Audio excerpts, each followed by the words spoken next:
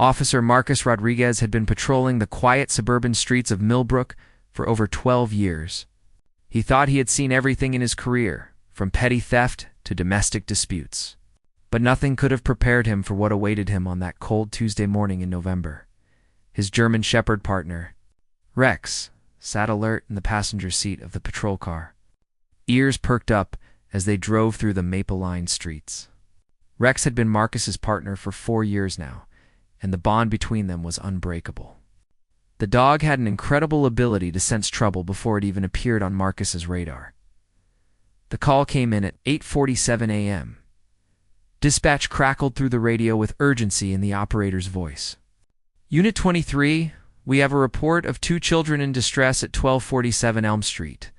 Neighbors report hearing screaming and crying for the past hour, requesting immediate response. Marcus flicked on his sirens and pressed the accelerator. Rex immediately sensed the change in atmosphere and stood up, his tail wagging with anticipation. They had responded to countless calls together, but something about this one felt different. The address was in one of the nicer neighborhoods, where houses sat on large lots with well-manicured lawns and white picket fences as they turned onto Elm Street. Marcus could see a small crowd of neighbors gathered on the sidewalk, pointing toward a 2-story colonial house with blue shutters. An elderly woman in a floral housecoat rushed toward his patrol car as he pulled into the driveway. "Officer." "Thank goodness you're here," she said breathlessly. "I'm Mrs. Henderson from next door. I heard these terrible screams coming from the house around 7 this morning. 2 little voices crying for help. I tried knocking on the door, but no one answered." Marcus stepped out of the car and surveyed the scene. The house looked perfectly normal from the outside. The lawn was freshly cut. Newspapers were stacked neatly on the porch, and nothing seemed out of place. But Rex was acting strangely, whimpering and pawing at the car door. "Have you seen the parents or any adults around?" Marcus asked Mrs. Henderson while he let Rex out of the vehicle. "That's just it," she replied, wrapping her robe tighter around herself. "The Johnsons who live there left for Europe last week. Their car isn't in the driveway, and I haven't seen anyone come or go. But those children's voices were so clear, so desperate. As if on cue, high-pitched scream pierced the morning air, followed by what sounded like sobbing. The sound was coming from inside the house. Marcus felt his heart rate increase as he realized this was no ordinary call. Rex began pulling toward the house, his nose to the ground, following some invisible trail.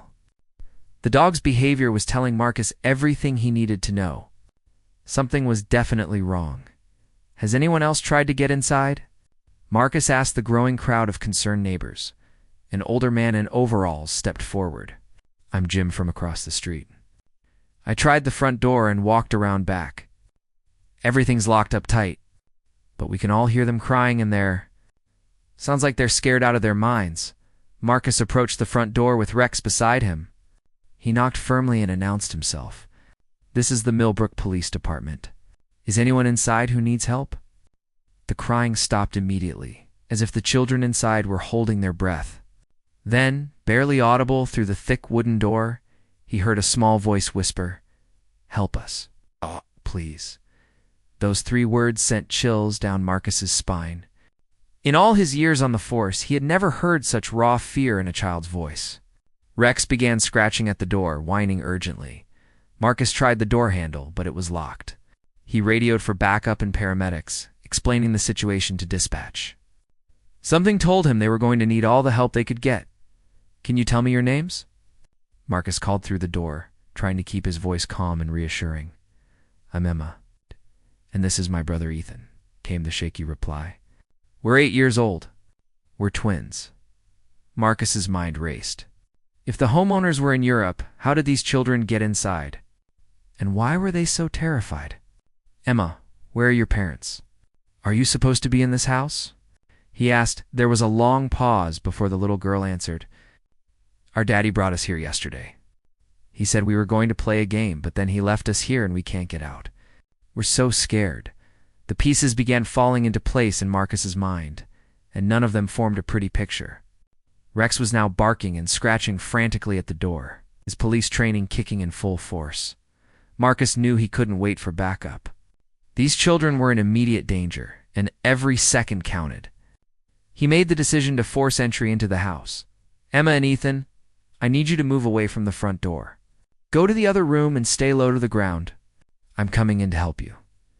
He took a step back and prepared to kick down the door. But as his foot connected with the wood, he heard something that made his blood run cold. It was the sound of footsteps coming down the stairs inside the house. Heavy and deliberate. The children's screams erupted again, but this time they weren't just scared. They were absolutely terrified. Someone else was in that house with them, and that someone clearly didn't want to be discovered. Marcus drew his weapon and motioned for the neighbors to move back. Rex positioned himself beside his partner, ready for whatever they might encounter beyond that door. "This is the police," Marcus shouted. "Open this door immediately." The only response was the sound of the children crying and what sounded like a struggle, coming from deeper inside the house. Marcus knew there was no time to wait for backup. Those twins needed help right now, and he and Rex were their only hope. With one final, powerful kick, the front door splintered open. Marcus and Rex rushed inside, not knowing what horrors they were about to discover, but determined to save those innocent children no matter what the cost. The moment Marcus and Rex burst through the front door, they were hit with the overwhelming smell of fear and something else, something metallic that made Marcus's stomach turn. The house was darker inside than it should have been, with heavy curtains drawn across every window.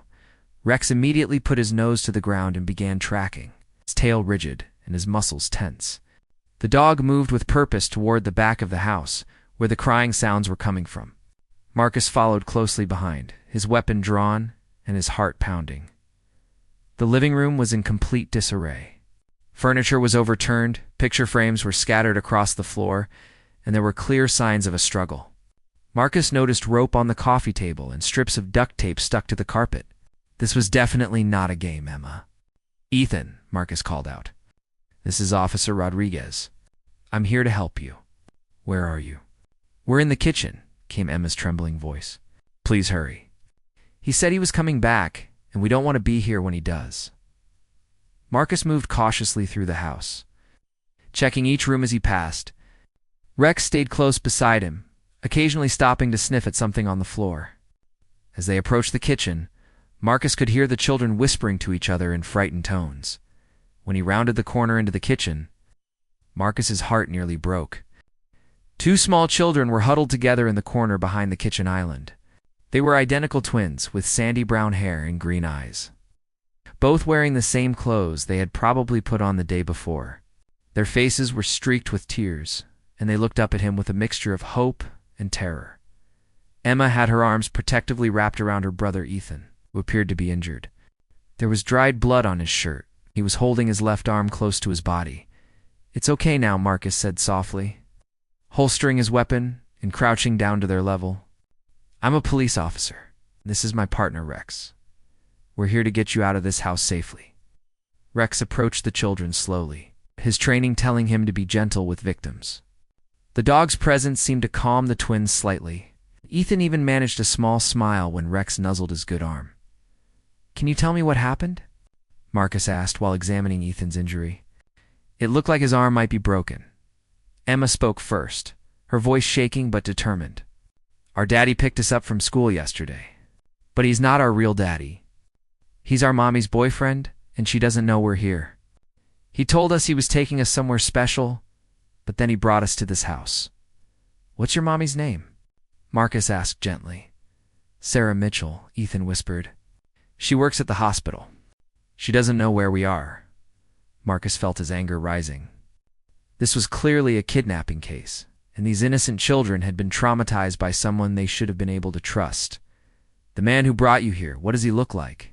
Marcus continued his questioning while radioing for an ambulance and additional units. "He has black hair and a tattoo on his neck," Emma explained. "It looks like a snake. He said our mommy owed him money, and if she didn't pay, he was going to hurt us." "When did he leave?" Marcus asked. "This morning, right after we started crying for help," Ethan said. "He got really angry and said he was going to get our mommy and bring her here. He told us if we tried to leave or make noise, he would hurt her." Marcus's radio crackled with an update from dispatch.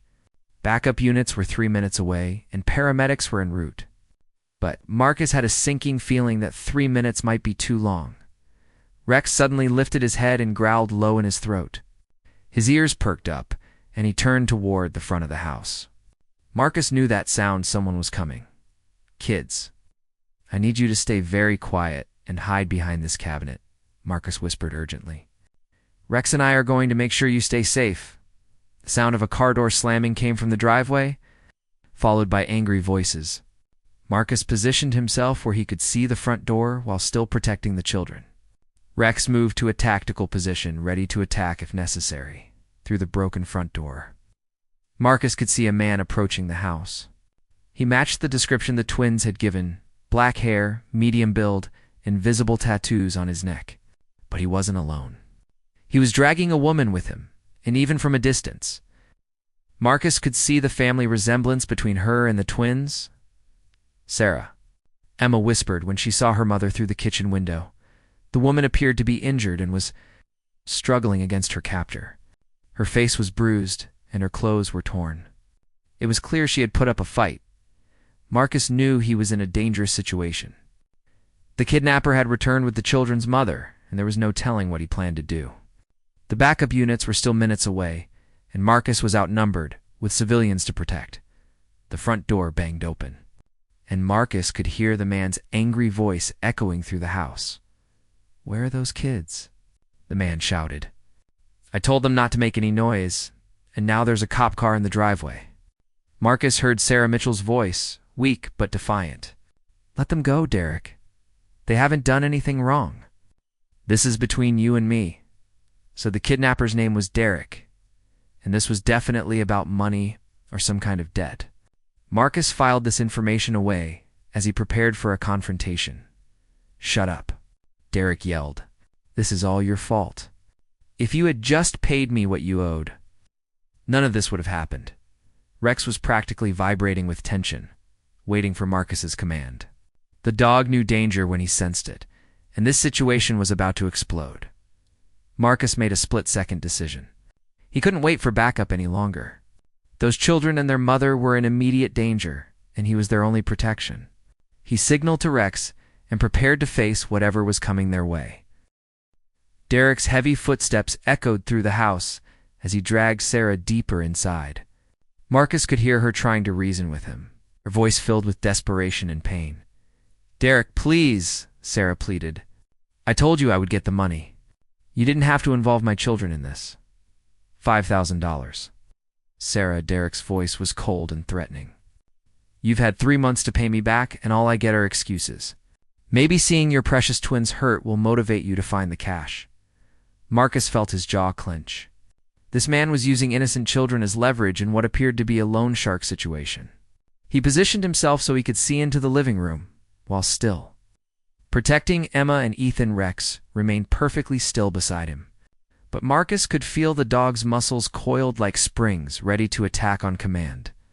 The German Shepherd's training had taught him to wait for the perfect moment to strike. Through the doorway, Marcus could see Derek holding Sarah by the arm. The man was about 6 feet tall, with a thin build, but his grip on Sarah suggested he was stronger than he looked. The snake tattoo on his neck was clearly visible, just as the twins had described. Sarah Mitchell looked to be in her early 30s, with the same green eyes as her children. Her nurse's scrubs were torn and stained with what looked like blood from a cut on her lip. Despite her obvious fear, she held herself with dignity and strength. "Where are Emma and Ethan?" Derek demanded, scanning the room. "I left them right here in the kitchen. They're safe," Marcus called out, stepping into view with his weapon drawn. "This is the Millbrook Police Department. Release the woman and put your hands where I can see them." Derek spun around, his eyes wide with surprise and anger. For a moment, he seemed frozen, unsure of what to do next. Sarah took advantage of his distraction and tried to pull away from his grip. "You called the cops?" Derek snarled at Sarah. "I told you what would happen if you involved the police." "I didn't call anyone," Sarah said quickly. "The neighbors must have heard the children crying." Marcus kept his weapon trained on Derek while slowly moving closer. "Sir, I need you to release Mrs. Mitchell and step away from her. We can work this out peacefully." Derek's hand moved to his jacket pocket, and Marcus's grip tightened on his gun. "Don't do anything stupid," Marcus warned. "There are children in this house, and they've been through enough." "This is between me and Sarah," Derek said, his voice getting more agitated by the second. "You don't understand the situation." "Then explain it to me," Marcus said, trying to keep his voice calm and steady. "But first, let go of Mrs. Mitchell and show me your hands." Behind the kitchen cabinet, Emma and Ethan were holding each other tightly, trying not to make any sound. Marcus could hear Ethan's labored breathing and knew the boy was in pain from his injured arm. They needed medical attention. But first, he had to neutralize the threat. Sarah's eyes darted toward the kitchen. Clearly wanting to run to her children, but afraid of making the situation worse. "Derek, please," she said softly. "The children can see us. Don't let them watch you hurt people they love." For just a moment, Derek's expression softened slightly, but then his face hardened again. And Marcus realized this man was beyond reasoning. "I borrowed money from Derek 6 months ago," Sarah explained to Marcus, never taking her eyes off her captor. "My ex-husband left us with massive medical bills when Ethan had pneumonia.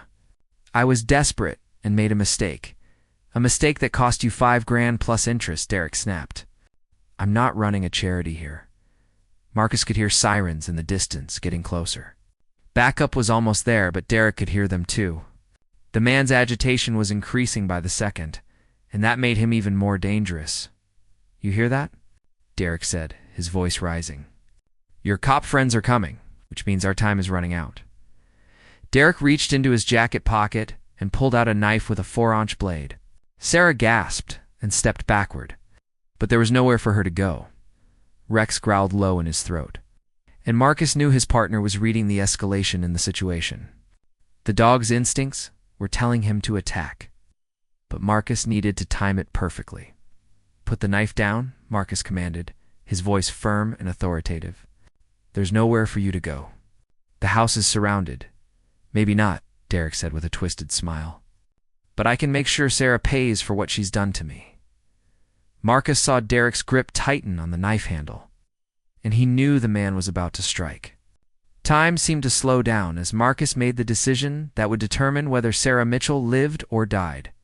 "Rex, attack," Marcus shouted. The German Shepherd launched himself across the room like a missile, covering the 15 feet between him and Derek in less than 2 seconds.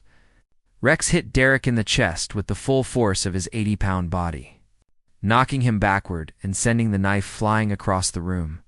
Derek hit the ground hard with Rex on top of him. The dog's powerful jaws clamped around his right arm. Derek screamed in pain and terror as he tried to fight off the animal. But Rex had been trained for exactly this type of situation. Marcus moved quickly to secure the knife and check on Sarah, who had collapsed to her knees in shock and relief. The sirens were now right outside the house, and Marcus could hear his fellow officers shouting commands as they surrounded the building. "Emma, Ethan," Sarah cried out, and the twins came running from their hiding place behind the kitchen cabinet. The reunion between mother and children was heartbreaking and beautiful at the same time. Despite her own injuries, Sarah gathered her twins in her arms, checking them over for wounds and whispering reassurances that they were safe now. But as Marcus looked down at Derek, who was now handcuffed and bleeding from Rex's bite, he realized this nightmare was far from over.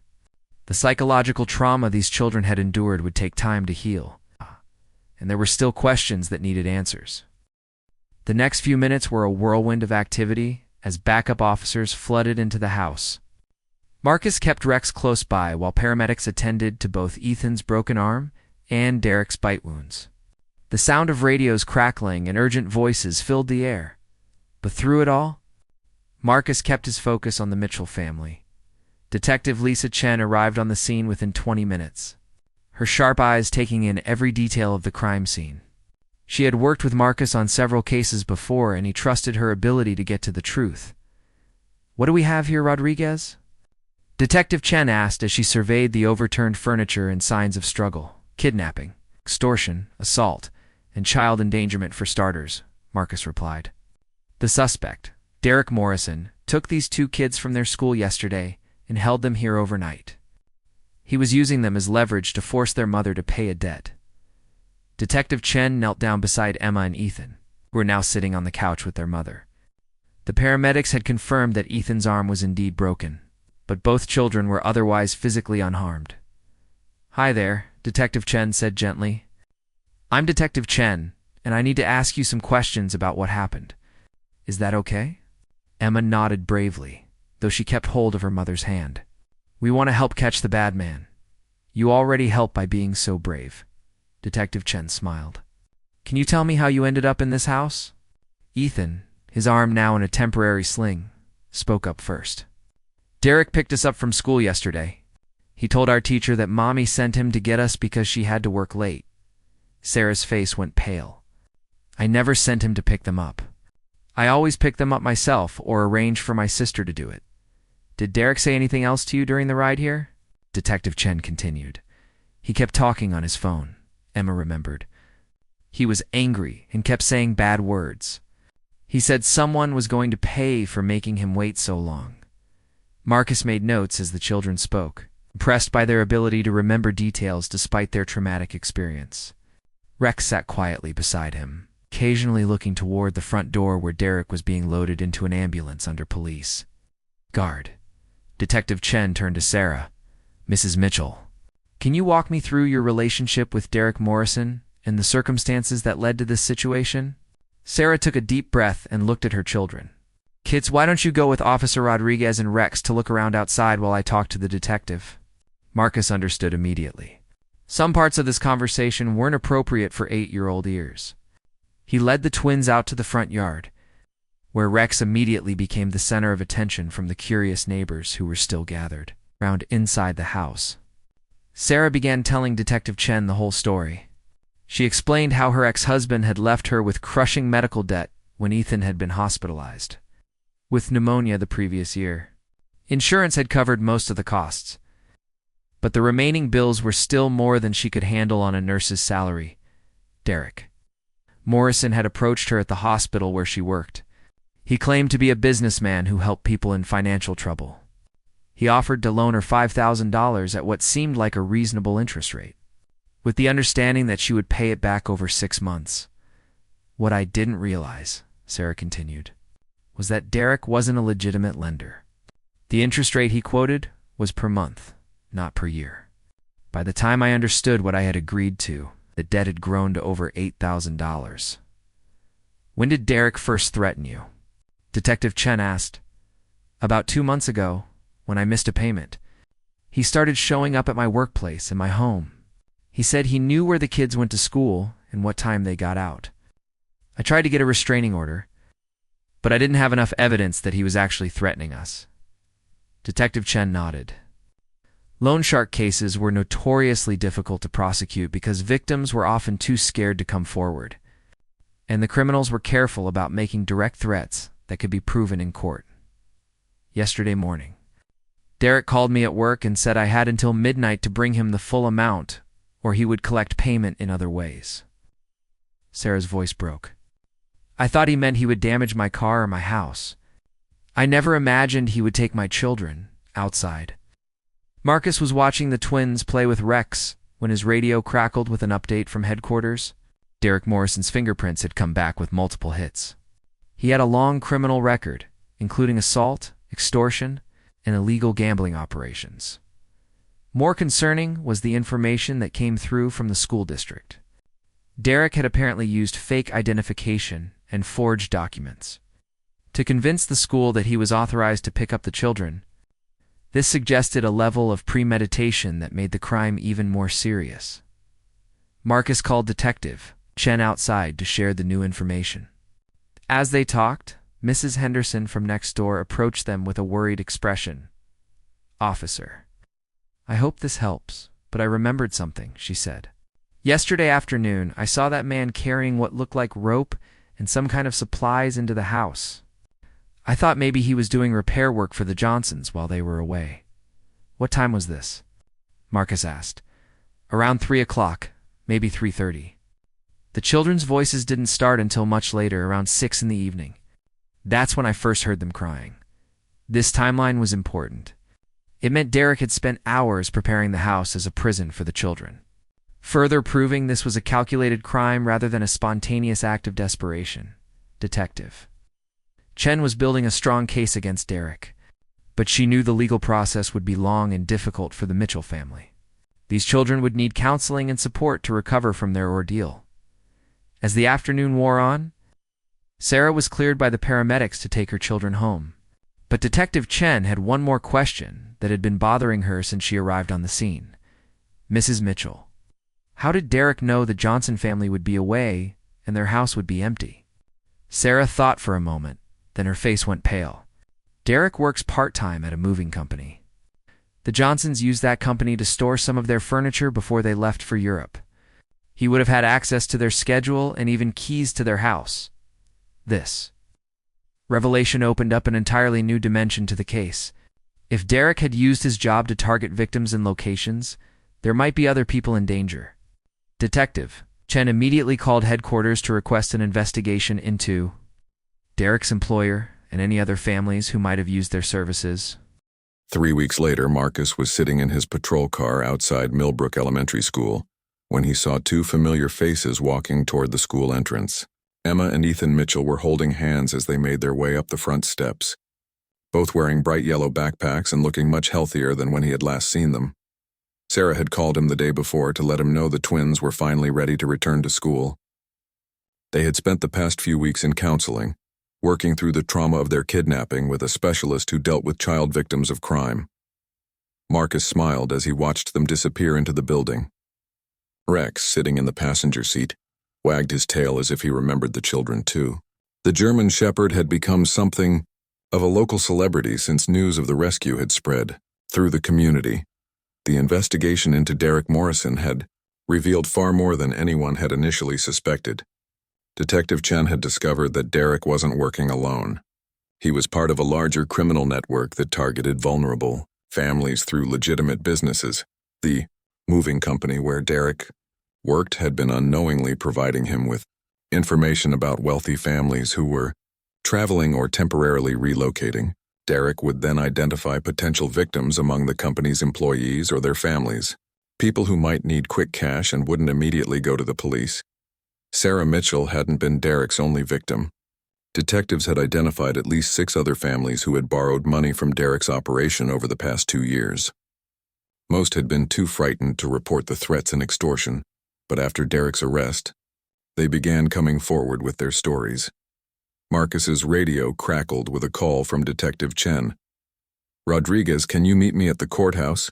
Derek's arraignment is starting, and the prosecutor wants us there in case he tries to make bail." Marcus drove across town to the county courthouse, where a crowd of reporters had gathered on the front steps. The case had attracted significant media attention, partly because of the dramatic rescue, and partly because it had exposed a larger criminal enterprise operating in their quiet suburban community. Inside the courtroom, Marcus took a seat in the gallery behind the prosecutor's table. Derek Morrison sat at the defendant's table with his court-appointed attorney, looking very different from the threatening figure Marcus had encountered 3 weeks earlier. Derek's right arm was still bandaged from Rex's bite, and he wore an orange jail jumpsuit instead of the dark clothes he had worn during the kidnapping. He looked smaller somehow, less intimidating now that he was behind bars. The prosecutor, District Attorney Jennifer Walsh, stood to address the judge. "Your Honor, the defendant is charged with kidnapping in the first degree, child endangerment, assault, extortion, breaking and entering, and operating an illegal lending enterprise. The state requests that bail be denied due to the serious nature of these crimes and the defendant's flight risk." Derek's attorney, a young man who looked fresh out of law school, argued for a reduced bail amount. He claimed Derek had ties to the community and wasn't a flight risk. But the evidence against his client was overwhelming, and everyone in the courtroom knew it. Judge Margaret Thompson listened to both arguments before making her decision. "Mr. Morrison, the charges against you are extremely serious. You kidnapped 2 innocent children and used them as pawns in a criminal enterprise. Bail is denied. You will remain in custody until trial." As Derek was led away in handcuffs, Marcus felt a sense of satisfaction. Justice was moving forward, even if slowly. After the hearing, Marcus met with Detective Chen and DA Walsh to discuss the ongoing investigation. They had traced Derek's criminal network to at least 3 other states, and federal authorities were now involved in the case. The good news is that we've probably shut down their entire operation, Detective Chen explained. The bad news is that there are dozens of victims who will need support and counseling to recover from what they've been through. DA Walsh nodded. We're working with victim services to make sure everyone gets the help they need. The Mitchell family has been incredibly brave throughout this process. Marcus thought about Emma and Ethan, how they had testified to the grand jury with remarkable courage for children their age. Sarah had been equally strong, determined to see Derek prosecuted to the full extent of the law. Later that afternoon, Marcus received a call from Sarah Mitchell. She sounded tired but hopeful. Officer Rodriguez, I wanted to thank you again for everything you did for us, Sarah said. The counselor says the kids are making excellent progress. They still have nightmares sometimes, but they're getting better every day. How are they adjusting to being back at school? Marcus asked. Better than I expected, actually. The school has been wonderful about providing extra support, and their friends have been very understanding. Emma told me yesterday that she wants to be a police officer when she grows up, just like you. Marcus smiled. She's got plenty of time to decide what she wants to do. The important thing is that both kids know they're safe now. There's something else, Sarah continued. The hospital where I work has connected me with a financial counselor who's helping me get back on track with my debts. I'm also speaking at community meetings about the dangers of illegal lending operations. I want to make sure other families don't fall into the same trap I did. This was exactly what Marcus hoped to hear. Sarah wasn't just surviving her ordeal. She was using her experience to help others avoid similar situations. As Marcus ended the call, Rex looked up at him with intelligent eyes, as if the dog understood the conversation that had just taken place. Marcus reached over and scratched behind Rex's ears. Good job, partner, he said. We made a difference this time. But even as he felt satisfaction about the outcome of the case, Marcus knew that Derek Morrison was just one criminal among many. There were other loan sharks, other predators targeting vulnerable families in his community. The work of keeping people safe was never really finished. The next morning brought news that would add yet another layer to the Mitchell family's story. Marcus was reviewing incident reports when Detective Chen burst into the police station with an expression of barely contained excitement on her face. She carried a thick folder and what appeared to be a laptop computer. Rodriguez, you're not going to believe what we just uncovered, she said, setting the materials down on his desk. Derek Morrison kept detailed records of his entire operation, and what we found is going to change everything about this case. Marcus looked up from his paperwork, immediately alert. Rex, who had been sleeping beside his desk, also raised his head at the urgency in Detective Chen's voice. What kind of records? Marcus asked. Detective Chen opened the laptop and turned the screen toward him. Names, addresses, loan amounts, payment schedules, and threat assessments for over 200 victims across 4 states. But that's not the most shocking part. She clicked through several files, showing Marcus spreadsheets filled with personal information about families who had borrowed money from Derek's network. Look at this.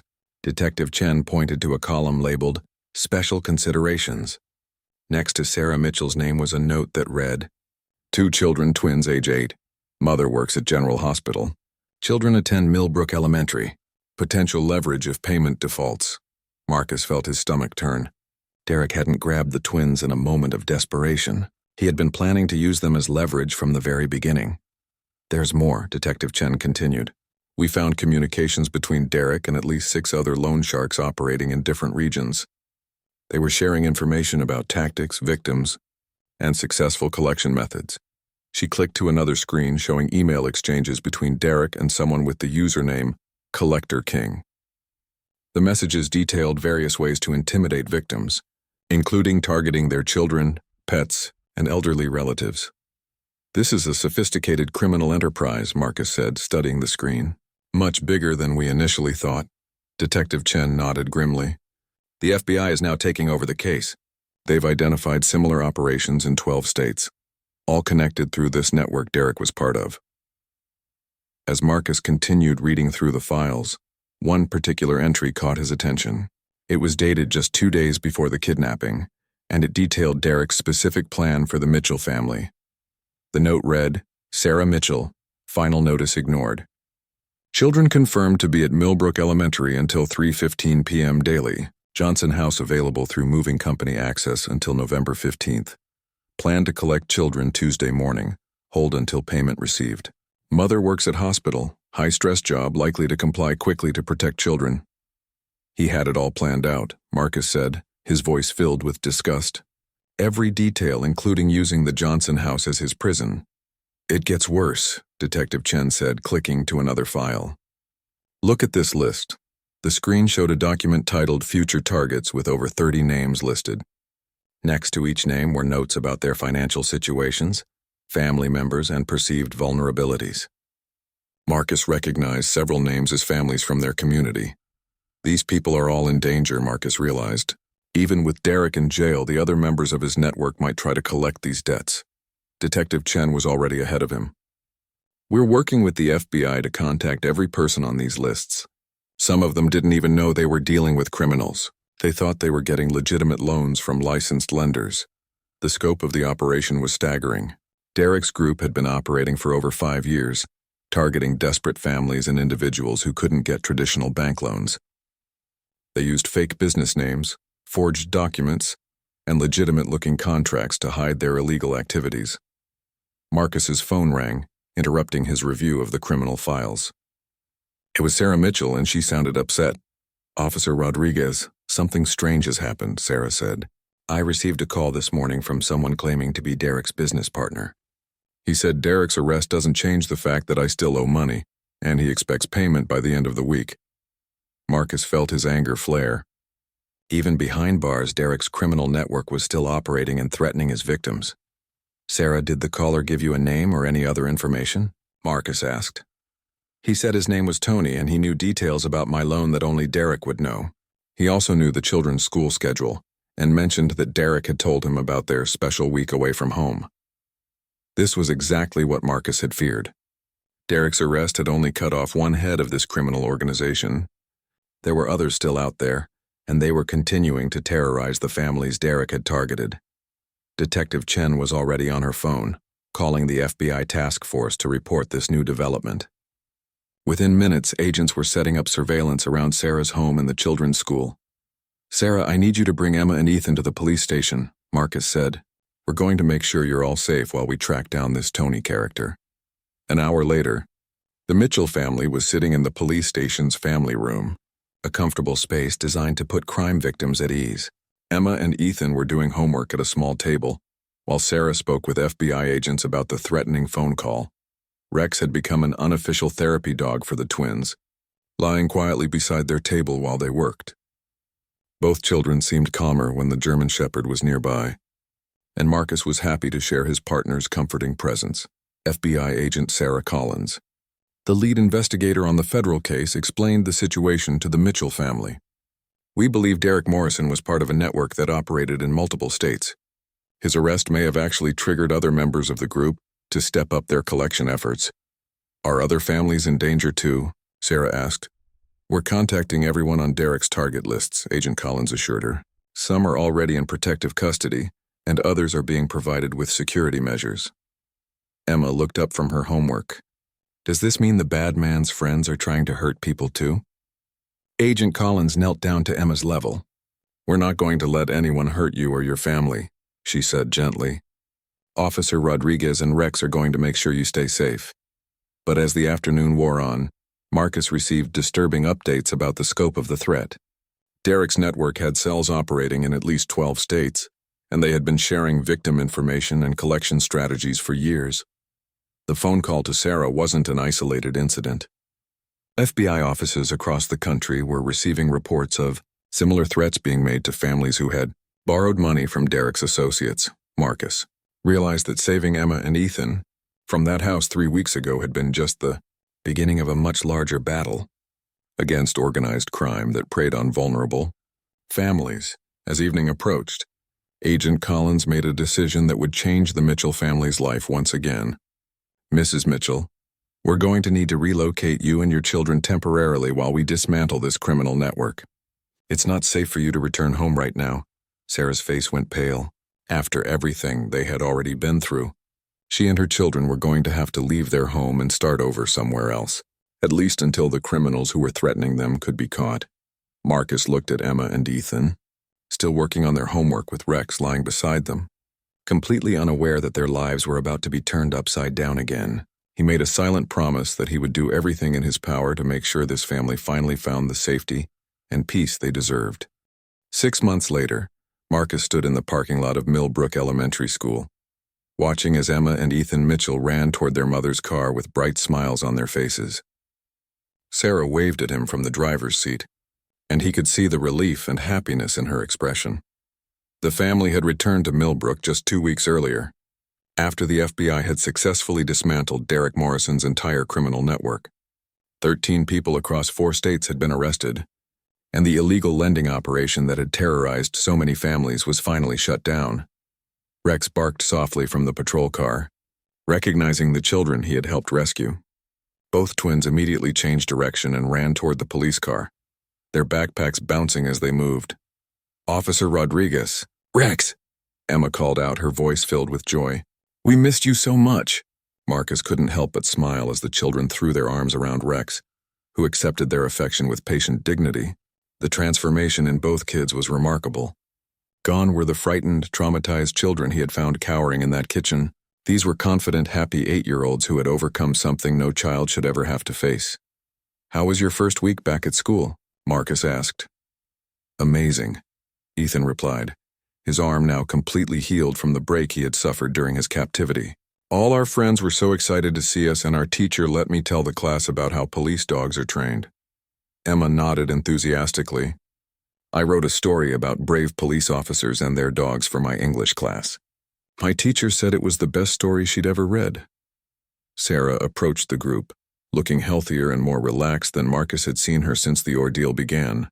The past 6 months had been difficult for the family, living in temporary housing while the federal investigation continued, but they had used the time to heal and grow stronger together. "The kids have been counting down the days until they could see you and Rex again," Sarah said to Marcus. "You'll always be heroes in their minds." Marcus felt a warmth in his chest that he rarely experienced on the job.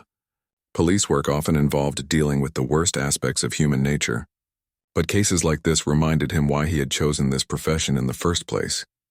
"We have something for you," Emma said, reaching into her backpack and pulling out a hand-drawn picture. It showed Marcus and Rex standing beside a house with 2 small figures labeled Emma and Ethan nearby. At the bottom, written in careful 8-year-old handwriting, were the words, "Thank you for saving us."